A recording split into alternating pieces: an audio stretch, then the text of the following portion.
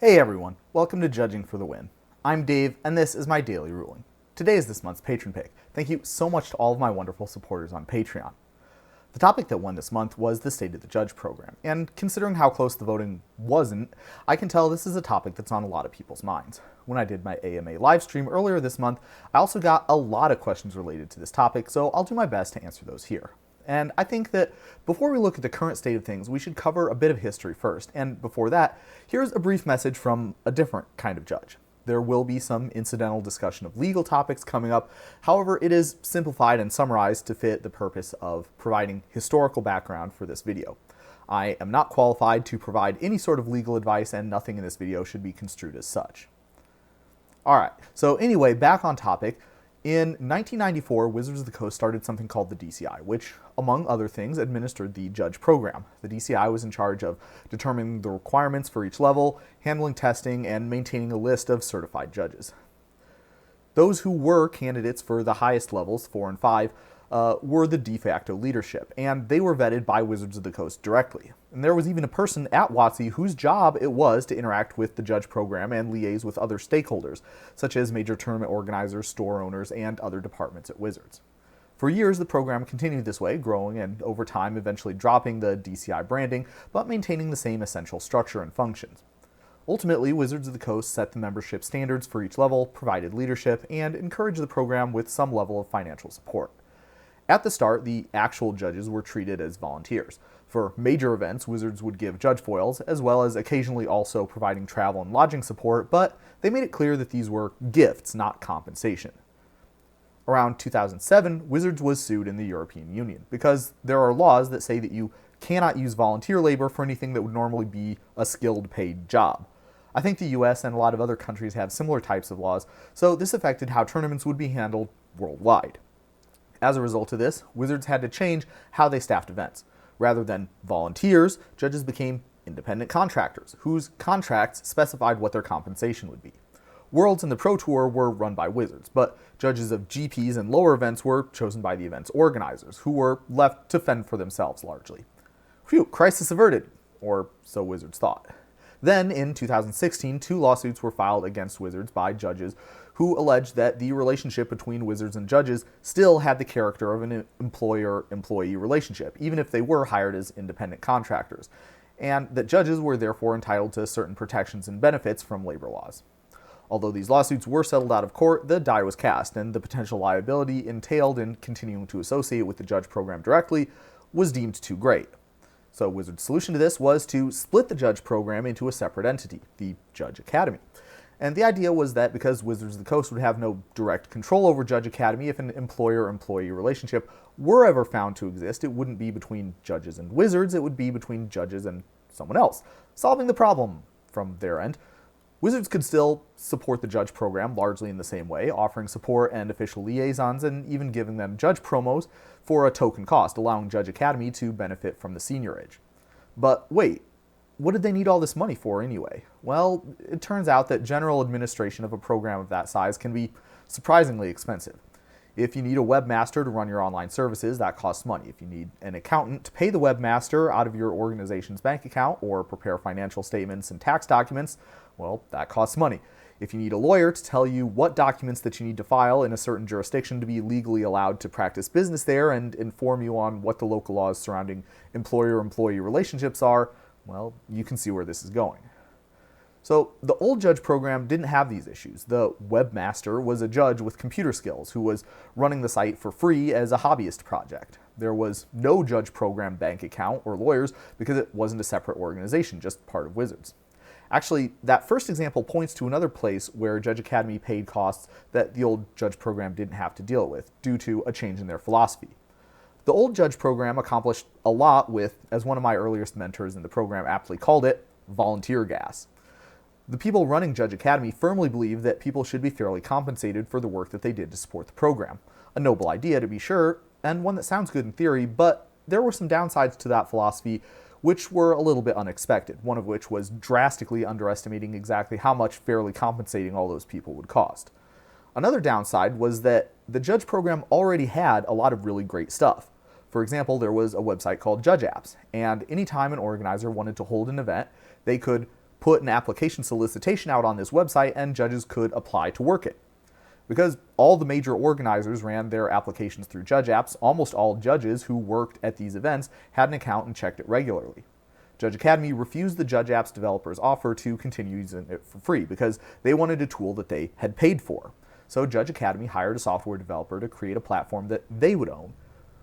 Unfortunately, this meant going from a mature, feature-rich platform that everybody used to a rushed, buggy platform that had poor or absent implementations of a lot of features that organizers and judges relied on.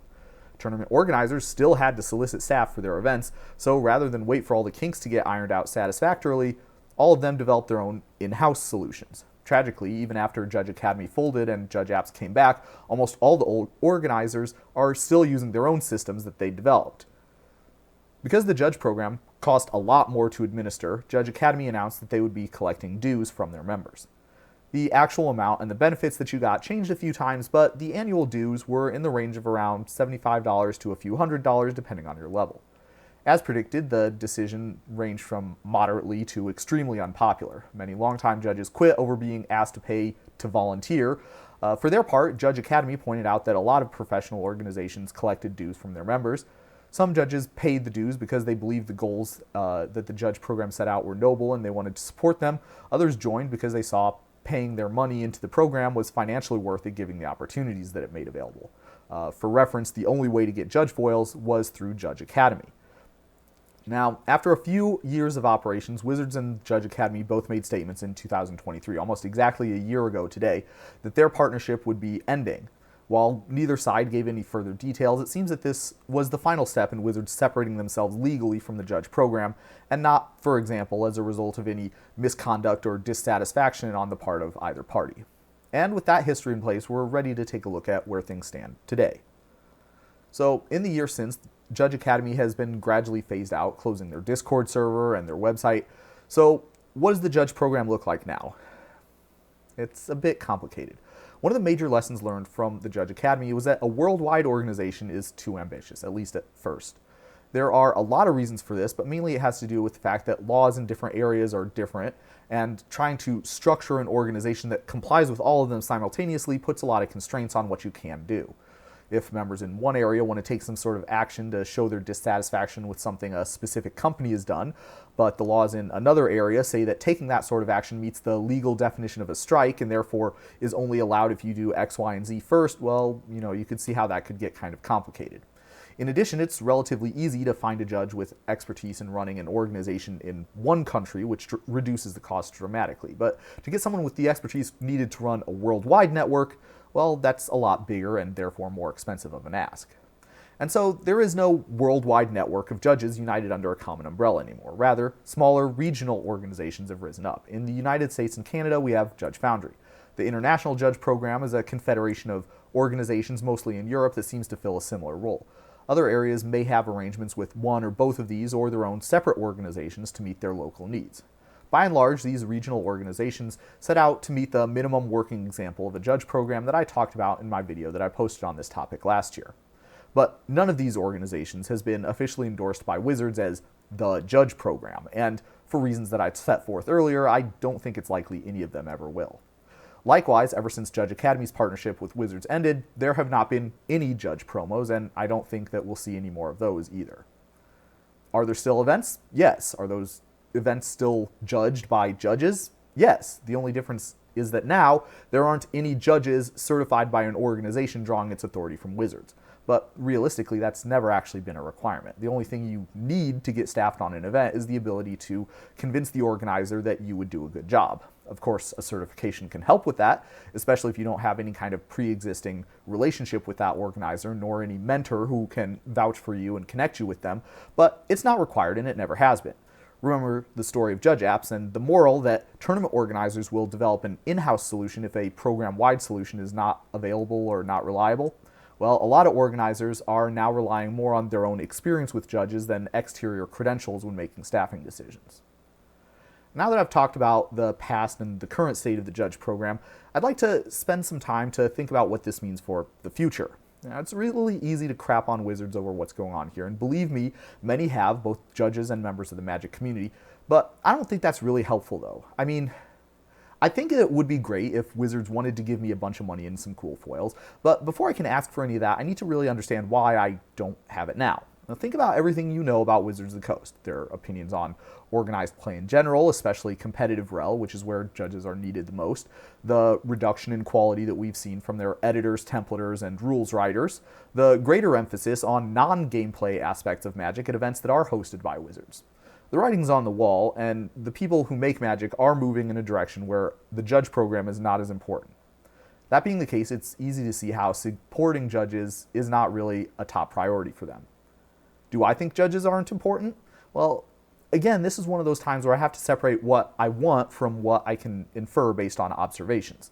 I'm old enough to remember a time when judges did a lot more at tournaments. A lot of roles judges used to serve, posting pairings, handing out match slips, checking at the end of the round to see how many tables were still playing, are done by computers nowadays. Automation at these tournaments has meant that organizers can hire less judges for events that are the same size, player-wise. Along with this, I've started to notice a mindset shift in a lot of tournament organizers and program leaders, which I think started around the time Flesh and Blood was taking off. So if you don't know, probably maybe 70 or 80% of Flesh and Blood judges are also Magic judges. That might have even been higher at the time when their organized play started. So this stems from the fact that a lot of the major Flesh and Blood TOs were also Magic TOs. I had a lot of conversations with my colleagues recommended that I give it a try.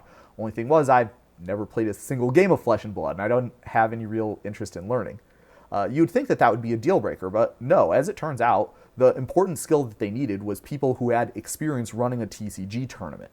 Having specific knowledge of that TCG was a nice plus, but apparently not required. Anytime a rules question came up, you could always ask one of the few people who actually did know the rules for what the answer was, and that was that.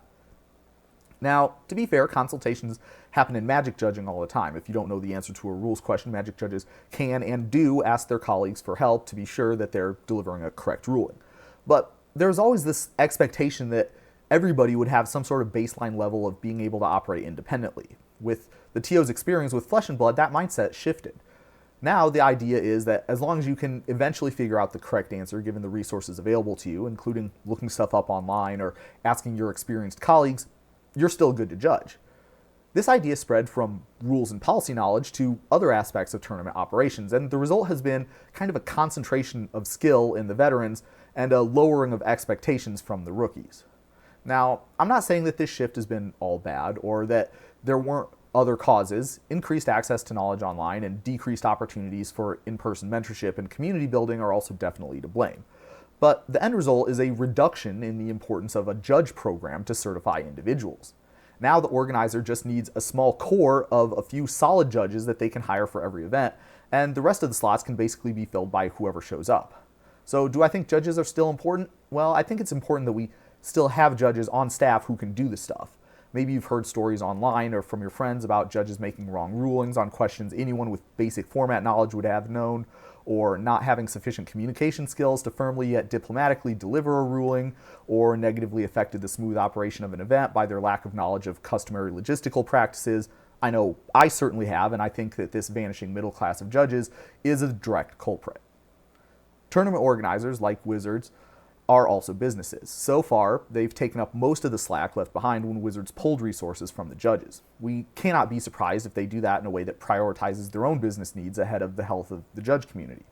A well-functioning organized play system requires strong contributions from judges, organizers, and Wizards of the Coast. But unfortunately, all three of these major shareholders are frequently engaged in kind of a prisoner's dilemma, where they're asked to contribute to the long-term shared success at the expense of their own personal short-term gains. This paints a grim picture for the judge program's future, but I have a more optimistic note to end things on. While some have questioned whether the judge program can survive in the face of the present challenges, I contend that the answer is no different than the answer to the myriad times this question has been posed in the past. As long as the game rules are 250 pages long, Magic events will require judges. The program will continue to adapt and develop around the requirements that its stakeholders impose on it, as it always has. Some have expressed doubts that the current state of the program is sufficient to handle a new major event, such as the Spotlight series that was recently announced, but I see no need for this pessimism. There will surely be some friction at the start, the same way there was when Magic Cons, PPTQs, in-store pre-releases, Grand Prix, or any other tournament type was introduced. But judges will grow to meet the new set of challenges, just as they have in the past. That's all I have for you today. Thank you again to all of my lovely supporters on Patreon. Join me again next time for another Daily Ruling, but until then, I hope you have a great day.